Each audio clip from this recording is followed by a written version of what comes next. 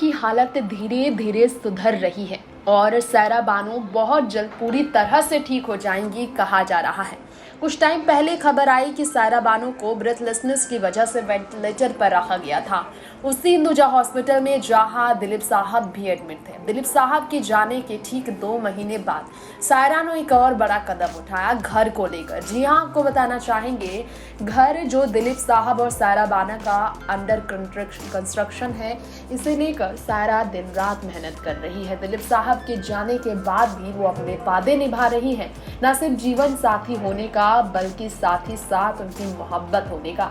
दिलीप साहब को उस घर से काफी गहरा लगाव है जिसे कंस्ट्रक्शन में रखा गया है। दिलीप साहब के घर को लेकर सायरा काफी ज्यादा केस लड़ी थी उस वक्त जब दिलीप साहब जिंदा थे, और भाइयों से लड़ाई छोड़िए, दिलीप साहब की पत्नी ने, सायरा ने तो बिल्डर से भी लड़ाई कर ली थी, उस बिजनेसमैन से, उस बिल्डर से जो कि अपनी संपत्ति कह रहा था दिलीप साहब के 6000 साल पुराने संपत्ति को। और केस जीतने के बाद सायरा को उस घर की चाबी मिली जो कि करोड़ों करोड़ों की थी, मुंबई में ही। अब उस घर के कंस्ट्रक्शन के लिए सायरा बानो आज भी मेहनत कर रही है। बीमारी में भी सायरा अपने घर के अंदर नजर आई।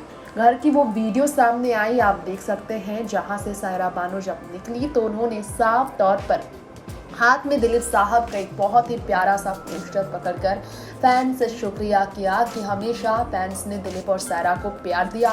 लेकिन सायरा बानो इस तरह से इस बात को भी जाहिर करती नजर आई कि दिलीप साहब भले चले गए हों लेकिन उनकी हर संपत्ति को संभाल कर रखना उनकी सिर्फ और सिर्फ जिम्मेदारी नहीं, उनकी इच्छा भी थी। और दिलीप साहब नहीं तो उनकी संपत्ति की रक्षा के लिए खुलकर बीमारी में भी इस तरह से कदम उठा रही है सायरा।